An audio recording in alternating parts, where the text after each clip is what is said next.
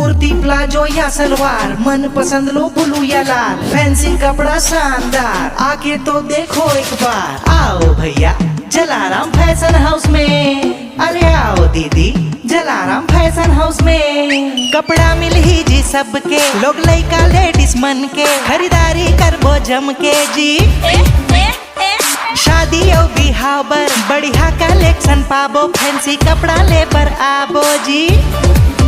सबो कपड़ा के क्वालिटी है जोरदार भैया,